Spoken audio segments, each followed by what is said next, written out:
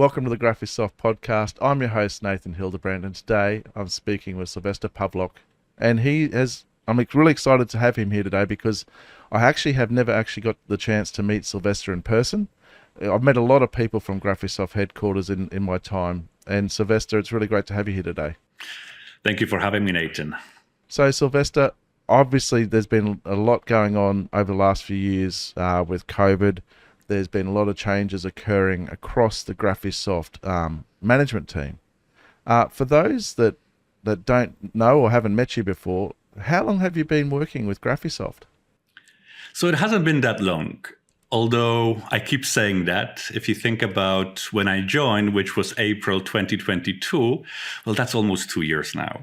So as I mentioned, I joined in April 2022. And I joined as a director of product management. So I lead global product management team here at Graphisoft.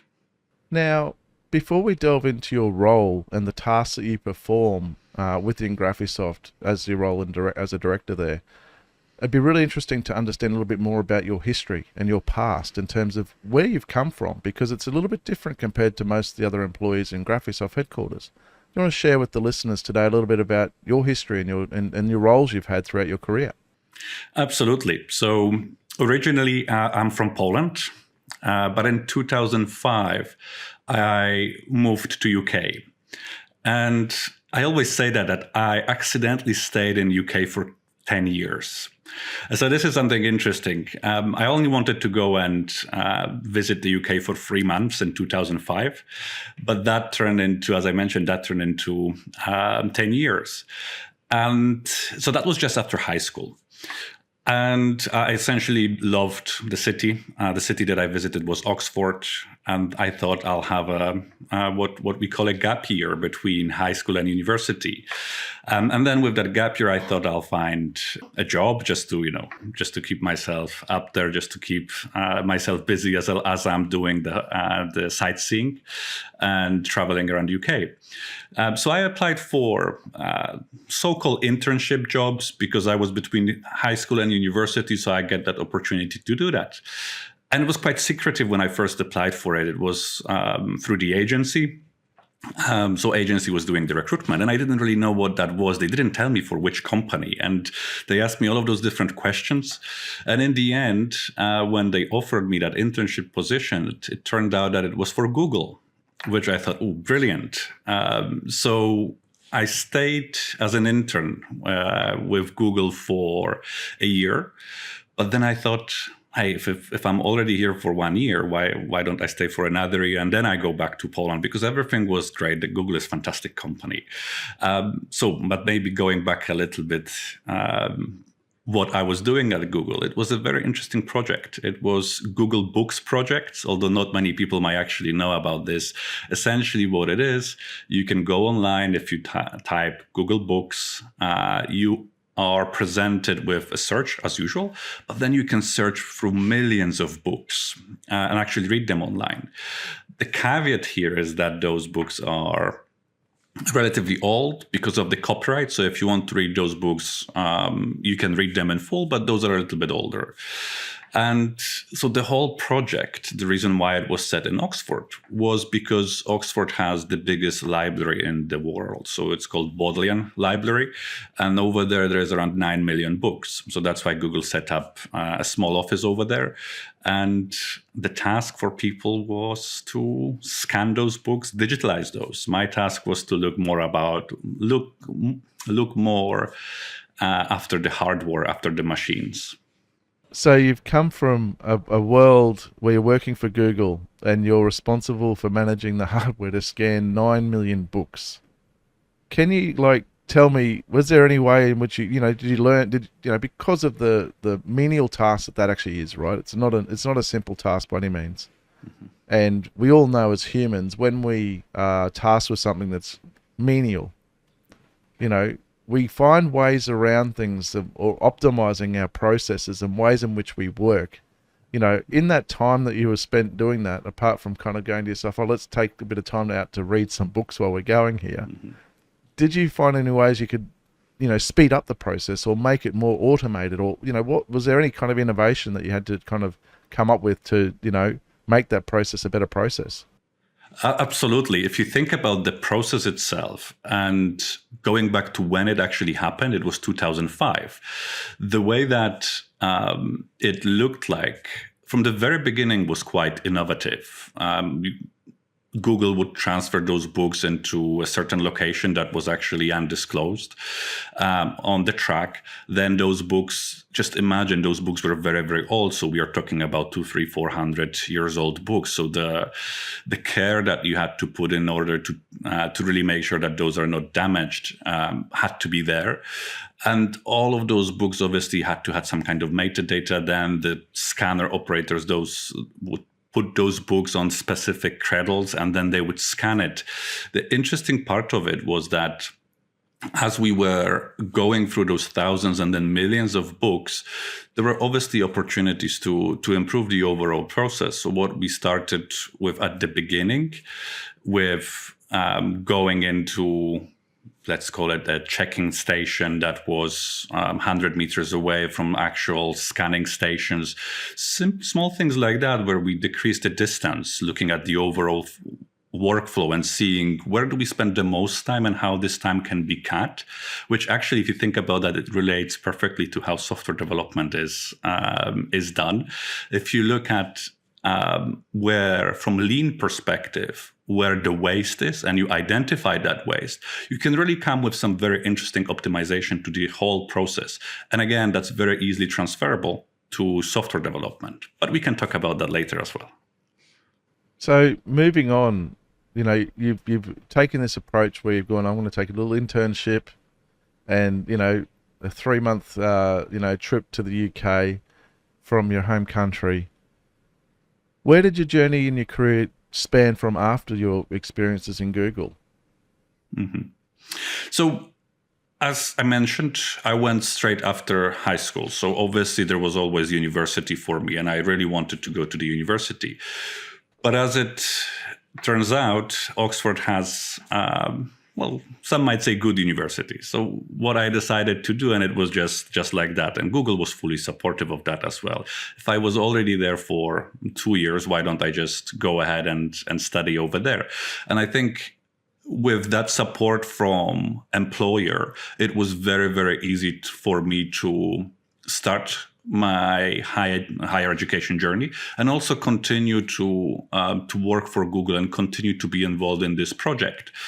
And so I had almost 3 years break between high school and university. And after I graduated in 2011 from computer science and software engineering, I very quickly decided that I do want to continue what we haven't talked about before, but maybe taking a step back. I was meant to actually go and study at the medical university in Poland. So that's another dimension of this story. So it's very, very interesting how it all turned out. But the gist of it is that for me, computer science was always there. Computers, technology was always there. But my family also come from family of medically trained people. So there was always that type of influence on how to position myself when it comes to university. Nevertheless, I decided to go down the technology routes, so software engineering and computer science. But in 2011, after I graduated, I thought there was an opportunity to move to clinical research at University of Oxford. So there was a job over there that allowed me to stay within the university. I was also thinking about PhD at some stage and combine the two passions to some extent, this medical field and technology and software engineering. So this is when I started working for University of Oxford, specifically speaking Oxford Vaccine Group, that as you know, when COVID hit, actually proven very, very insightful and really made me reflect on the work that we have done in clinical research before. So I think that was I was quite privileged and lucky to be able to combine those two things. So you found yourself almost at a crossroad where you've got a family history in the medical side, and then you find yourself now on the software side, and a real diverse, I guess, pathway to get to where you are today. It's not kind of like a linear one. Sometimes you find people take a very linear path to where they're at. I myself am a very linear person. I don't know why that's the case, but I think there's a lot that can be gained from people that kind of, bring different experiences into an organization. And before I kind of go and touch on that side of things and link that up, one of the things I think that's probably really important to, first of all, understand is, for the people that are out there listening today, is understanding what the Director of Product Management actually does. What's the role that you perform at Graphisoft? And then after that, I want to kind of then springboard into kind of, the kind of way in which this molds and becomes, bringing the person that is you and bringing the role that is that director role in Graphisoft and what it means. So what's your day entail? So from the product management perspective, if you think about the product management in general, and we can talk a little bit about how we are structured here at Graphisoft, which I'd love to share with you as well. Product manager is responsible to make sure that we deliver the most value to our customers in the most optimal way based on different factors, including feedback, including corporate strategy, including research, analysis. We also have product intelligence that feeds into the overall roadmap priorities. And I lead the team of what we call group product managers that are responsible for different disciplines, so architecture, engineering, collaboration, ecosystem, and cross-cutting innovation. So they are responsible for creating a vision and a mission for each one of those business lanes or value streams, where from my perspective, once we sit down and look at the overall picture, we need to make sure that everything what we do is aligned with the strategy, that being corporate strategy, and also feedback that we are getting, and find that right balance between what we deliver from the new features, from the improvements, from the feedback that we are getting from users. And we spent some time to actually get to the place by introducing new processes, by optimizing things a little bit, how we do those things, where today we are at this stage where we can go in confidence in how we are gathering that feedback, how we are looking at it from the strategy perspective as well, and then making informed decisions on what to put on our roadmap. There are still obviously opportunities for improvement, and I do appreciate that, but it's not an immediate action. First, you need to understand things from the process perspective. You also need to make sure that you put that process in place in order to really be able to take everything into the account. Again, the feedback, the strategy that we have. So we are now at the stage where we can really implement those improvements. And the direction here is, and the hope here is that that will be visible in the upcoming releases as well. Now, Sylwester, you bring a unique perspective to Graphisoft headquarters. And the reason why I say that is because people that have been involved with the software for many decades would be well and truly familiar with Gabor's, the founding CEO, and his visions for the practice or the company at the time was, a software by architects for architects. And obviously we've moved on since then. And the majority of the staff that were within Graphisoft typically had architectural training. So they did bring that problem-solving capability to the table, but they didn't come from this kind of analytical, medical science, clinical trial background and journey that you've brought. Because Graphisoft is, a company that's, I think, turned 40. I think it was 2 or 3 years ago. I can't remember how many years ago it was. The 40th anniversary has come and gone so quickly. Is there something that you think that when you walked in the door first day, you've done your 9 million book scanning at Google, you've done the clinical trials with Oxford, you're not an architect. What are the things that you think that you could kind of you could say, have you thought of, obviously you talked about lean. From my perspective, I think that's something where the architectural profession actually needs to consider a bit more, but we won't go on that debate today. We could go on and talk about that for another hour in itself. But yeah, absolutely. What's your thoughts in terms of the different perspective, I guess, you brought into the organization that people, sat down with you, you saw what was going on, you said, how about we try this? And it's made some kind of changes in the way in which the software is brought to us today as users.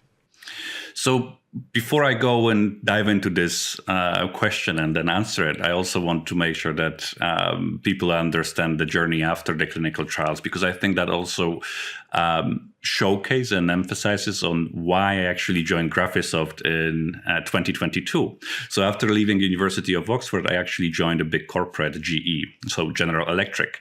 And at first I joined the healthcare division, where I spent about a year and a half. And I think it's also worth emphasizing that GE is a massive company. Actually, it used to be, because it's now being split into 3 separate companies, but that's, again, a different discussion. My roles and my experience always revolved around software and product management, product leadership roles. When joining GE Healthcare, there was a shift from clinical work, which were clinical trials, into more of the machine design and software supporting that design. So this is where, not the first time, but this is where I really got into CAD and imaging that helped me to understand how machines are designed, what tools are being used to design those machines, to make sure that everything that it's put into the place, everything that it's developed by GE is done in the most optimal and most efficient way from the machine design perspective. And we are talking about quite big machines like CT, MRs, X-ray machines. So those were all developed, designed in some solutions. And then after that, there was a software, obviously, that was put on those devices. Then next, what happened was, and I was responsible specifically there for product management transformation. So introducing Agile, making sure that we work in the effective way, making sure that we focus on the value delivery, identify the problems that we see or the pain points that our customers or customer segments have. And after making those changes, introducing those changes, GE decided that I then should move to aviation and do exactly the same thing within the aviation. And this is where, again, very, very similar approach. Look at the teams, look at the processes, look at the product management processes, and really try to optimize those in order to make sure that we are delivering as much value as possible and addressing the problems. And then again, power business, exactly the same theme, looking at the things, looking at product management and trying to make sure that we progress in the right way. So if you look at my background, again, reflecting on this, it was always product management and product leadership roles in completely different industries at the same time. The one thing that always kind of, I would even say it's my passion, it's 3D printing.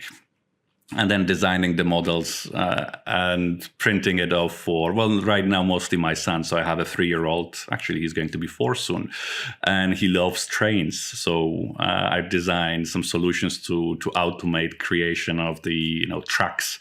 So we build and print the tracks together. And he's really, really happy about that. But that type of model design generation was always there.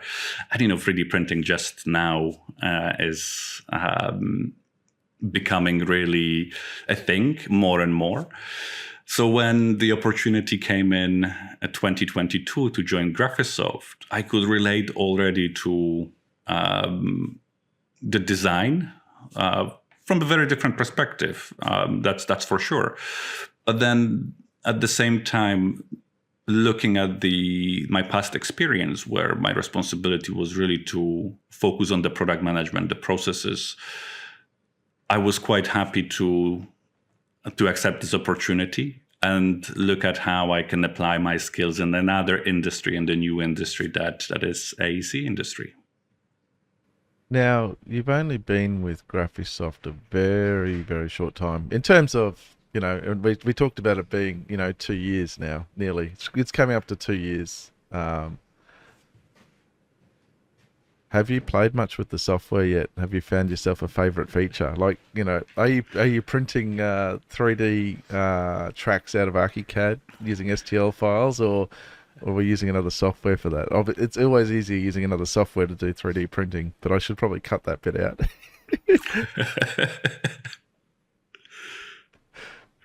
So imagine that.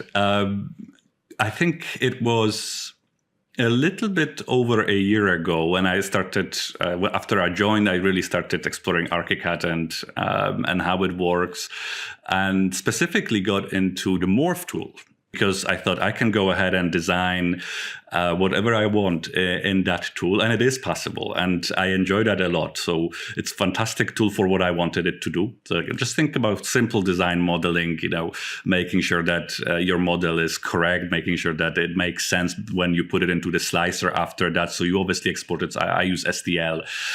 So you export it to STL and then you put it into the slicer. So the Morph tool was something that I gave it a go for this specific purpose. And I wanted to do it not to be the most optimal way, because it hasn't been designed in mind for those things. But I still wanted to do it in order to familiarize myself a little bit with this tool. The learning curve, it took some getting used to, again, because that's something that the intent for this tool was not what I wanted to do and what I wanted to design, but it still worked.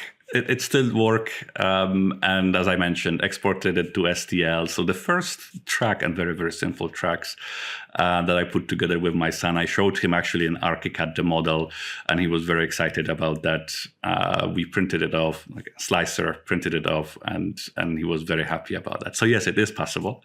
The other tool, Nathan, that I really, really enjoyed, which again is a little bit of a more on the visualization side, was the tool that we released just recently, which is AI Visualizer. So AI is really something that I'm very much interested in, playing with different tools. And AI Visualizer was something that the team delivered just recently. Fantastic feedback, fantastic reception, and we had some really great fun working with this tool and creating some really cool images as well out of that. So a little bit of this, a little bit of that when it comes to Archicad. Well, I'm hoping to have some further discussions with you over the next couple of years about, your favorite features and how, I guess, your transition into Graphisoft and the journey that you have in Graphisoft, I guess, frames your mind as you start to become more responsible for some of the features that are actually within the software. One of the things that I guess that's really important, I guess the reason why I think this conversation to me is important, is for most users out there, they actually don't understand software development, the process of how software gets created. You talked briefly before when you talked about your role and the role that you play in terms of, the different drivers that the organization has, from commercial through industry trends and the like. So there's a lot of different levers that are being pulled. And being a global organization, you're not just dealing with one single individual market, you're dealing with a global market where trends and things are all doing different things. And we have finite resources. We don't have an infinite number of resources to which we can chase and solve every single issue or challenge that's being presented by every single industry trend and every single, region's specific needs, because it's got to kind of be a specific general tool, I guess, in some ways. But architects have a really strong understanding of the architectural process. And I personally believe, I think through my experience that I see through the forums, that a lot of people think that they understand the software development side of things, and they tend to say, and I have to put my hand up as well and say that there's sometimes where I said, it shouldn't be that hard just to do this one little thing. can you take through, a typical journey potentially for, and because of the way that which Archicad users think, let's talk through features and we won't name a specific feature because every specific feature has different journeys because of the requirements they have to go through. But starting off from the roadmap, and maybe that's the best place to start. What are the ideas that drive the roadmap? Where do these ideas come from that enable an idea to find itself on the roadmap? And I exactly wanted to start at the roadmap point, because I think it's very important to understand that the software development process and the product management process itself, it is a complex beast. It is a complex process. But one of the things that we wanted to do very, very quickly after we looked at product management organization is to share our roadmap publicly, is to make sure that the customers, the users, see the direction where we are going. So that was the first step, and to make sure that that type of transparency is there. Now, once we have the roadmap, and our users understand or have an idea of the positioning, what's coming, what we are working on at right now, there is quite a lot of different factors, or as we call them from the product management perspective, drivers, that will influence a decision-making process on how things or ideas get prioritized. And one of them, and you mentioned it yourself, Nathan, is the strategy, Graphisoft strategy, but also Nemetschek strategy, if you think about that. So we have taken an approach of looking at this strategy that we have at Graphisoft, that is, again, available in a very transparent way, published on the website, and making sure that everything what we do connects with the strategy that we have. And so we modeled a process by which we look at those key drivers, and we essentially make sure that each feature or idea, as we call it, first and most of all, is aligned with the strategy. And I'll say something that we can keep thinking about, but there is a saying that if what you do, a feature or an idea, is not aligned with the strategy, one of two things needs to happen. Either you stop that because it's not aligned with the strategy, or you change your strategy. I think it's very important to understand that the strategy guides the business, the company, the organization.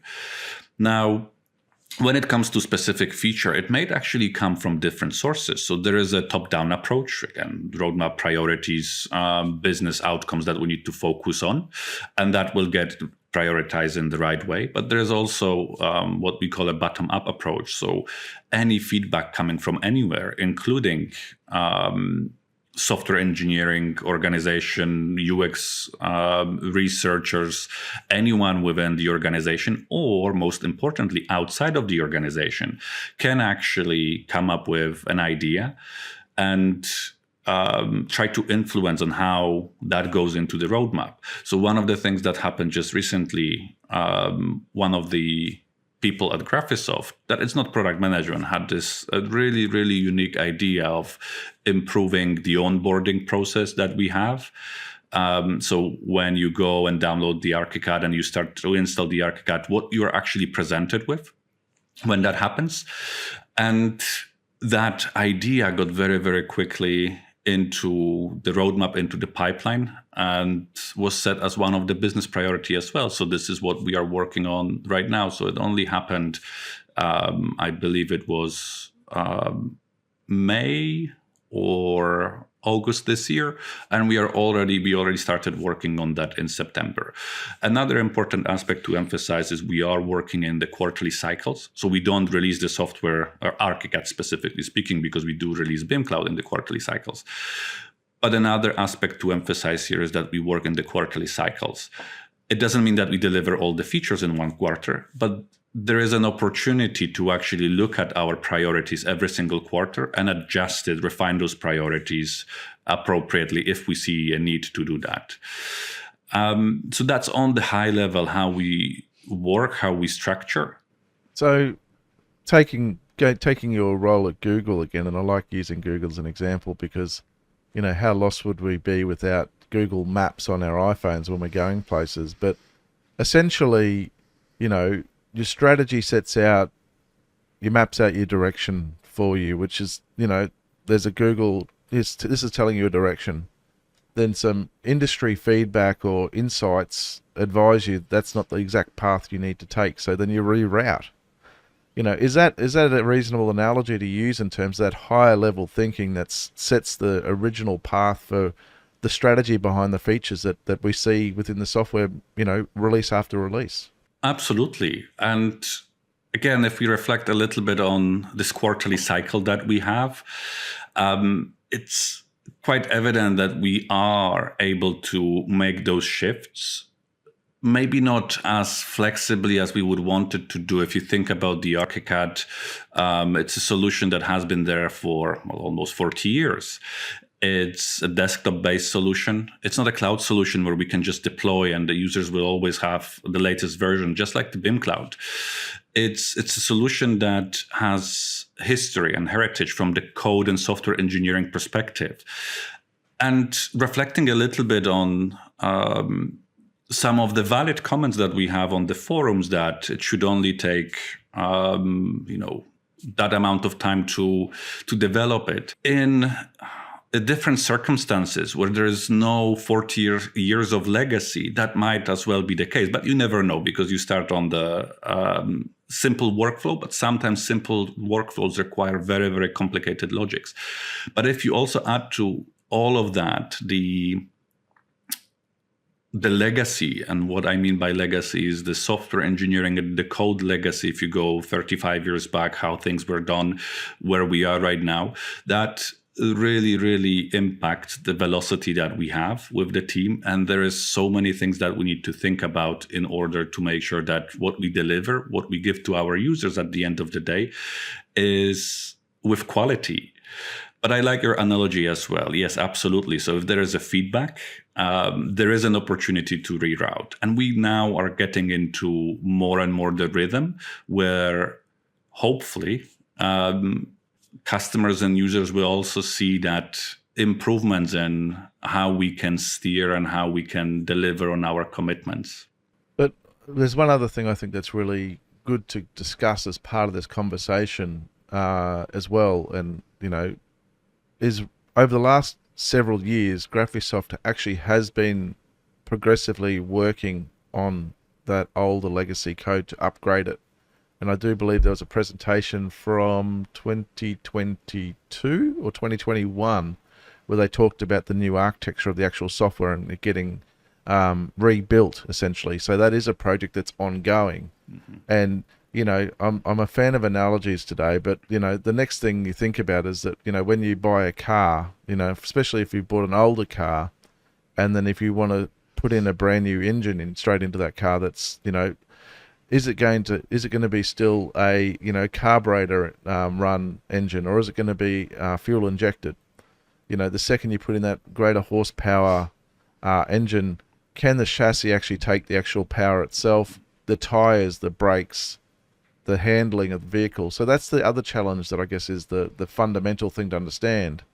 And the analogy, I guess, where we tie it back to it is that in the background, Graphisoft are working on upgrading each of those things in the background, so the users don't see it per se, but essentially they're performance enhancements that are going on to enable the plugging in or bolting on of additional features in a more systematic manner in terms of aligning with this vision of this quarterly release cycle. Is that kind of a good way of explaining it kind of at a high level? Absolutely, Nathan. And I'll put the name to what you just described. At Graphisoft, we have a name for this platform or framework, and we call it Adaptive Hybrid Framework. That's something that Zsolt Kerecseny, VP of Software Success or Software Engineering, has presented a couple of times, and something that we really embraced at the core of the software development or research and development organizations here at Graphisoft. That implementation of the adaptive hybrid framework does require a lot of preparation, a lot of time, and a lot of resources as well. But going back to what we discussed just a minute ago, if you think about the legacy from the software engineering, where the software, where Archicad is, or where we want to take it, it was absolutely critical that we, first of all, acknowledge that there is a need for what we can simply call modularization in the right way. So how we split the code, and to make sure that we do split the code in the right way. And also from the perspective of, let's call those older features. Some of them were developed in the way that it's simply not possible to modularize them. So we kind of had to create a block of code where there is a lot of intensive testing done in order to make sure that, simply speaking, we don't break anything. And then adaptive hybrid framework from that point on allows us to build the new features in the way that they are almost plug and play. So there are a couple of features that we just recently released, and one of them is design options that was built in that format where we can just plug and play it. There are a couple of other ones that are coming. For example, keynoting, that's another one that we will have. We are looking at developing right now, and we are developing it actively. So with that mindset, we are quite confident, and I'm quite confident, that we can improve our velocity as well, and also have the software that is sustainable going forward, sustainable from the software engineering perspective. You talk a lot about the benefits and all this great stuff where, you talk about these new features that have been developed, and we see a lot of commentary on the forums about people, and I'm probably, I don't comment as badly on there, but we all have these long-standing wishes, right? Where some of these things that could be developed are developed sooner for us. There's been conversations on the community with regards to setting up a wish list feature or process for which people can actually lodge them and work with them. Can you give us a little bit more insight into that in terms of how that, you talked before, I guess, as well, about the ability for the roadmap being guided by various different levers. Could a wish list actually, if it's put in place effectively, actually potentially guide development, in a more systematic way as well? So let me address that. From this perspective, and I want to be very, very open and transparent about that. Last year, we published our public roadmap, and that was one of the things that we really, really wanted to do quickly and share it with the public. That was something that we've been asked for maybe even many years. I joined 1.5 years ago, so don't have that history of people asking about the public roadmap. But I still remember it was December or maybe November last year. And Hugh, our CEO, said we have to have a public roadmap in Q1.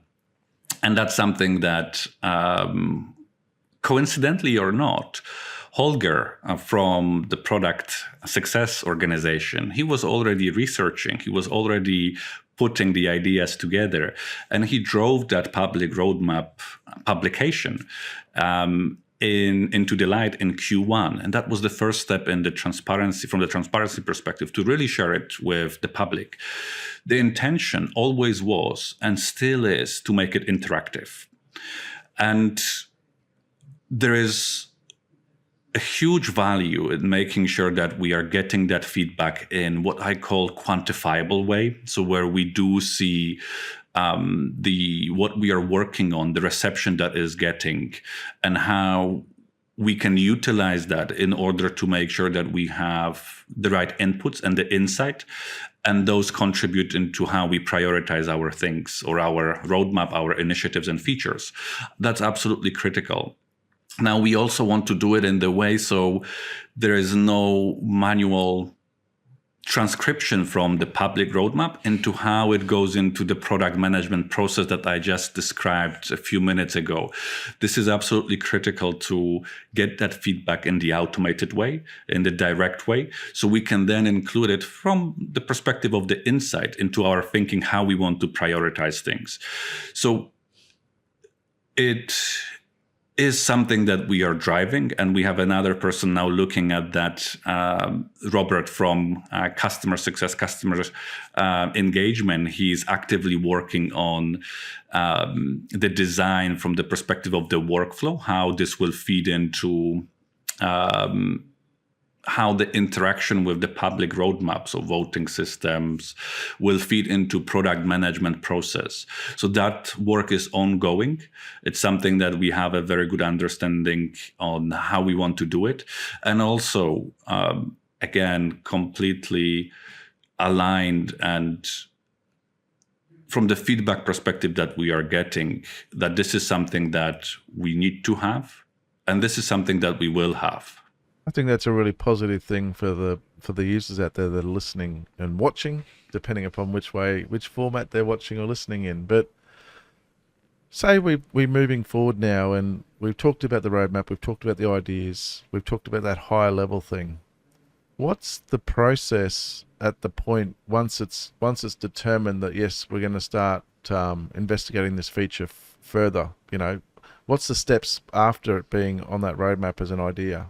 Where did the Graphisoft team take it from that point through, just so that people understand it isn't just a journey that can occur very quickly, but it's one that takes a lot of time, a lot of engagement with people, and often things you hear from people, it wasn't the right engagement. It's like, you can't be perfect every time, but what's the journey that something takes before we see it in the software? And some of the things I think about, and there's another question I have for you after this in regards to how forward thinking you need to be because of how long things take. So let me maybe split those ideas into two categories. There's ones that are very strategic ones, like design options, keynoting, and the ones that we know will require significant investment from the resource perspective and significant time to get just right. So let me maybe start with that, and then we'll move to some of the ideas that we were able to develop and release very, very quickly. So typically the idea, if we look at the roadmap, and let's take design option in this instance, we make a decision that it is our priority, and we want to make sure that we are delivering. At this stage, we don't know the effort required to deliver it, but fundamental thing that we need to do is to make sure that we have an understanding of what is the problem that we are trying to solve and for whom we are trying to solve that problem. It might sound simple because we have many architects in Graphisoft organization, but from the product management perspective, as a product manager,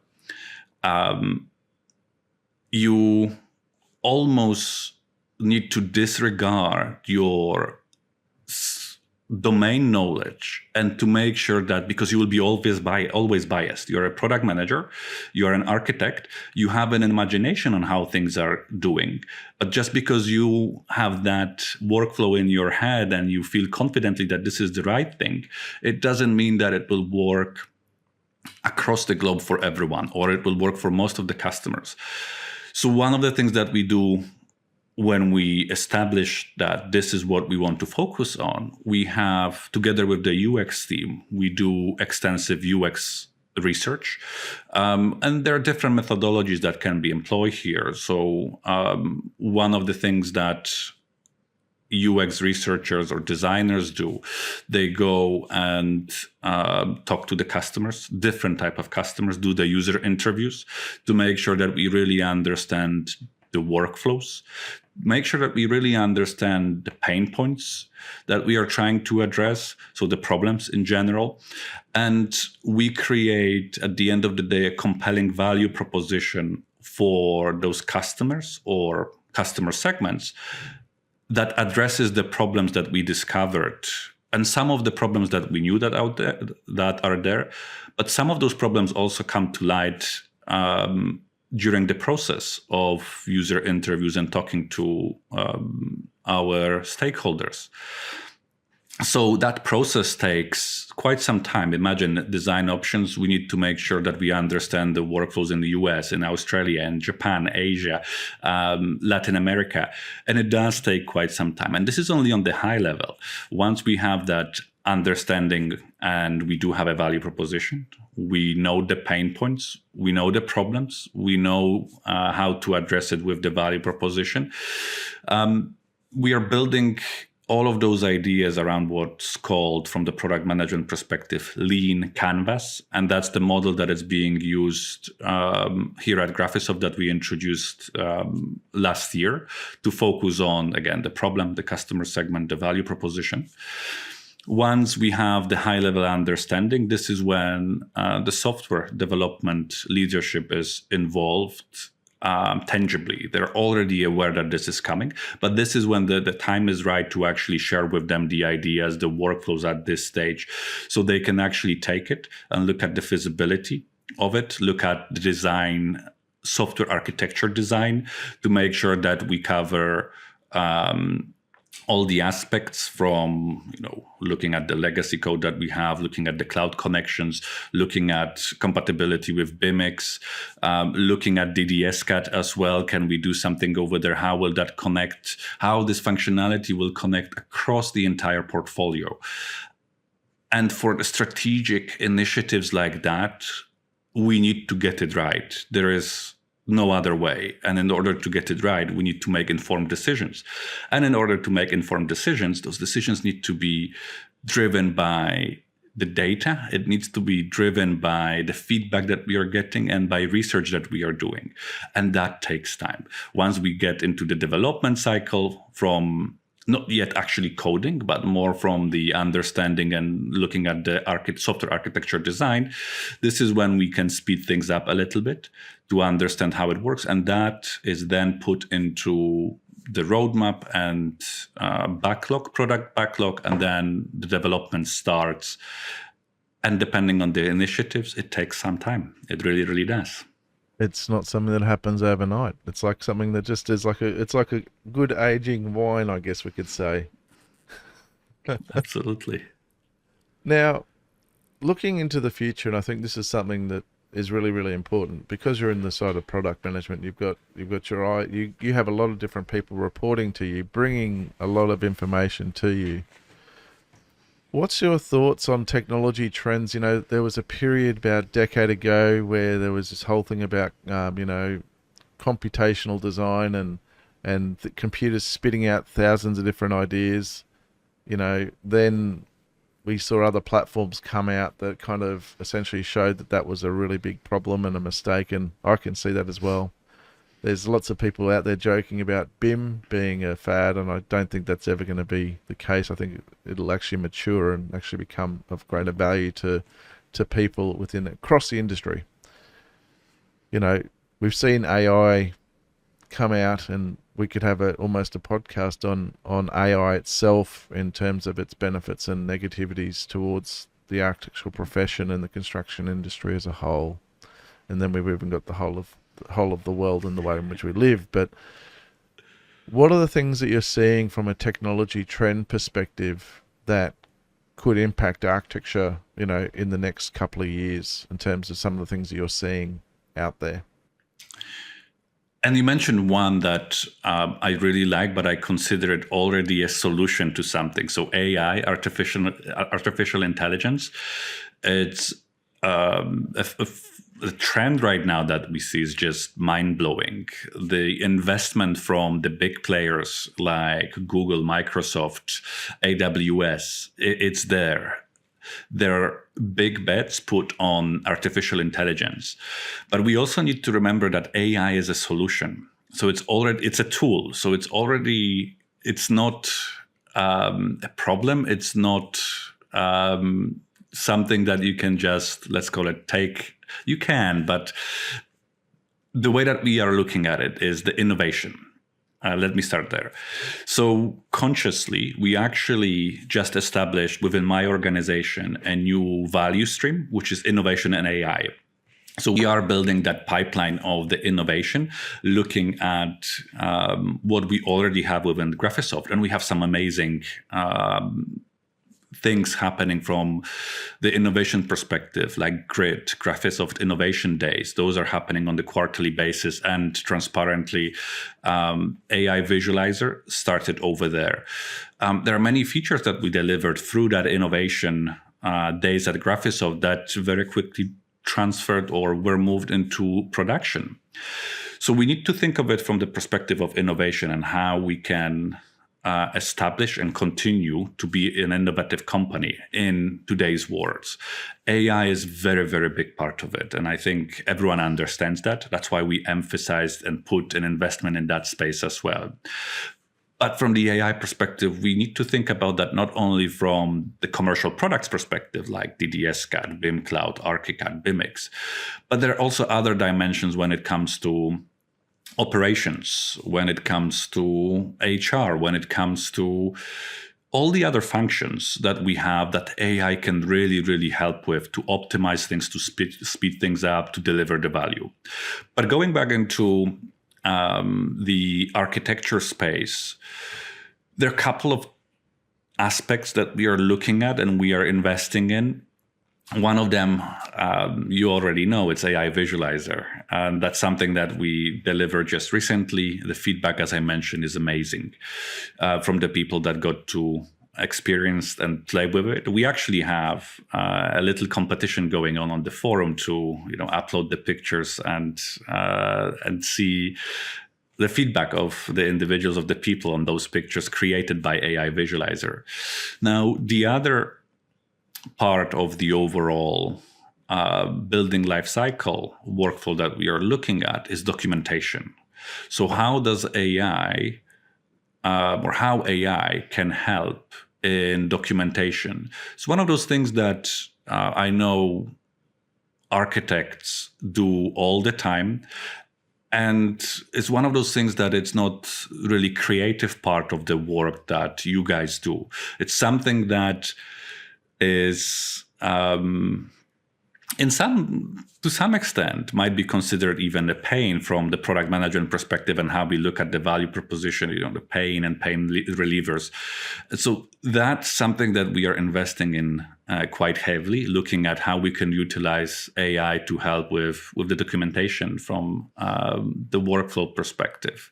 Obviously, there are much more things on the visualization that we are looking at as well.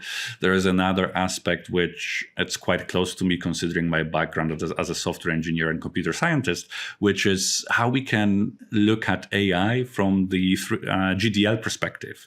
Are there opportunities over there to automatize how GDL objects are created? We know that AI is brilliant at writing code. Obviously, GDL is a little bit niche programming language, but still there are opportunities over there that we are looking at from that perspective. And of course, when it comes to improving our velocity overall as an organization and deliver more value to our customers, we are looking at AI from the perspective of software operations. So can we test things with AI quicker? Can we write automated tests? Can we write unit tests? Can we improve speed in which we release the products? So it's really multidimensional view on how we can utilize specifically AI, but more importantly, the overall innovation across our portfolio and the processes.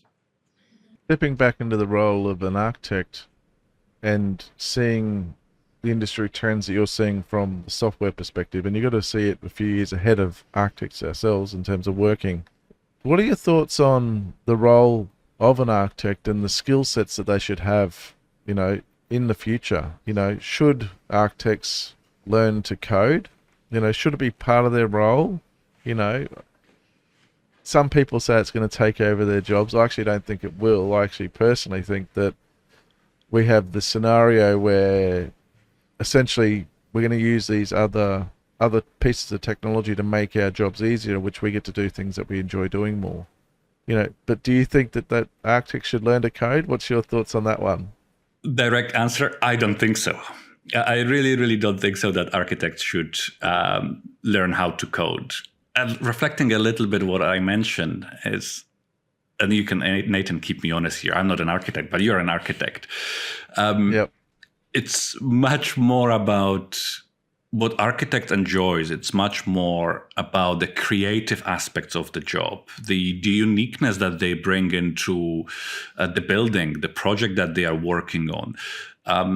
A part of themselves that they're putting into those buildings, and then they're proud to present it, and they're proud to, look at it and share it with all of us at the end of the day.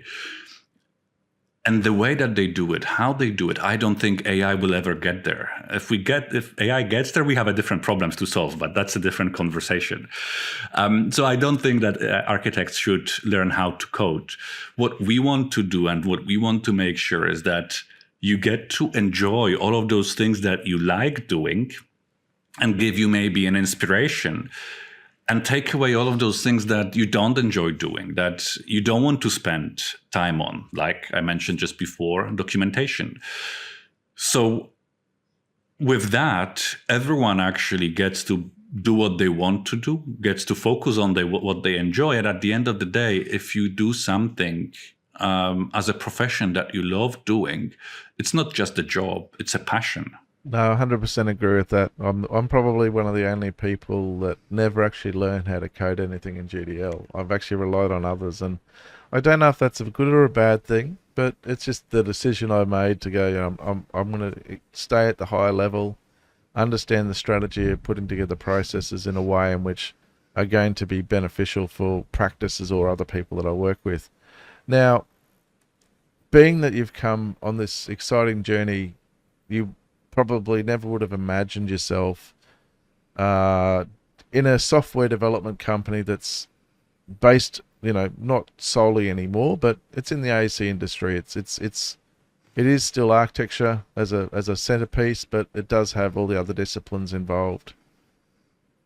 Have you ever had a strong appreciation for architecture, or is there any other drivers behind it? Obviously the opportunity at Graphisoft was a driver, but what's your thoughts on the state of the architectural profession? Now, that could be a thesis. I don't know. You could do your PhD on it, maybe.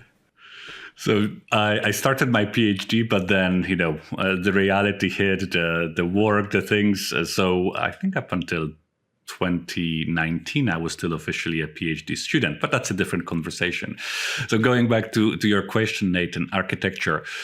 Many of my friends today, for the obvious reasons, are architects, but also quite a few of my friends from UK are architects. And whenever we got into the conversation, it's about architecture, because as you can imagine, architects are quite open and very proud of, and they should be, what they do. The appreciation level of that has grown immensely, even though that I had that before. I think understanding how much effort, how much creativity it goes into creating buildings, projects, working on the projects, and how much skill actually it requires. It was something that before was not visible to me. And now even scratching that surface, because by no means I know the process inside out, I understand on the high level, but it's something that it really amazes me, and something that I really do appreciate. But I think that you probably have that appreciation because you're coming from a software development perspective, right? Which also has a high level of complexity, which, in a similar way to, I don't know if they have any kind of crazy shows, but you know how they always have these shows where they have the home renovation shows and everyone automatically thinks that they don't need an architect, right? They could almost do a similar thing with this whole concept of software engineering, and we're going to build a new software in this, this hackathon, and automatically software development is something you can just do easily overnight. I think that you appreciate the time and energy that goes into good architecture.